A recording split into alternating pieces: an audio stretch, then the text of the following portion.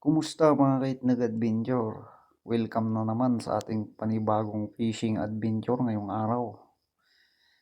Nagpunta nga tayo sa ilog mga idol dito sa Camugan River dito sa ilog namin dito sa probinsya. At ito lang ang dala natin mga idol, kawit lang para sa isdang paliling. At dito na nga tayo magsimula mga idol dito sa ilog na to. At ngayon mga idol ay naghahanda na tayo para magkawit na ng isdang paliling. Dito nga pala tayo magsisimula mga idol at ito na sinimulan ko na nga mga idol ang magkawit ng isdang paliling. Ito lang talaga ang gamit ko kapag ganitong season mga idol.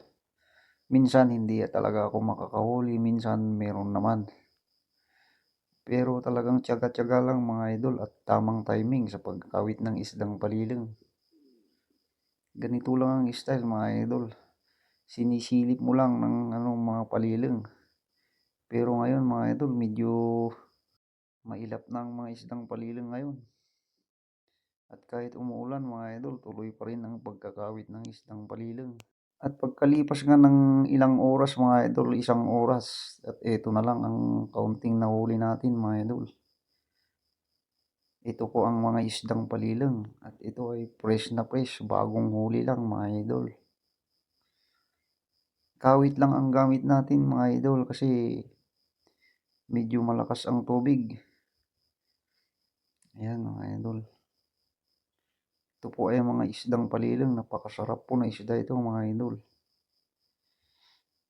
Ayan po mga idol. At sa oras na ito mga idol ay medyo nagugutom na tayo at wala tayong dalang baon. Kaya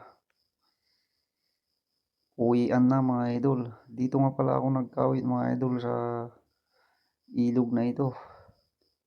Sa Camugan River. At sa parting ito mga idol ay naghahanda na tayo pa uwi. Kasi maglalakad pa tayo ng mga maigit 20 or 30 minutes. Pagkadating ko nga sa bahay mga idol ay agad ko na nilinisan ang ating nahuli. At naghanda na rin ako ng mga sangkap, pampaasim. At mayroon pang star fruit. At ito na nga mga idol ay pinaghalo-halo ko na lahat. May star fruit, may sibuyas, may kamatis, at meron na yan lahat.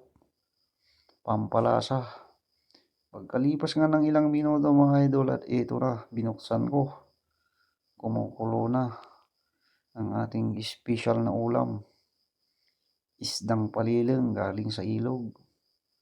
Preskong presko. Ayun mga idol, binuksan ko ulit at ito na, titikman ko na kung eksakto nga ba ang ating timpla. At ayun na mga idol, ganyan talaga ang luto ko sa paliling mga idol.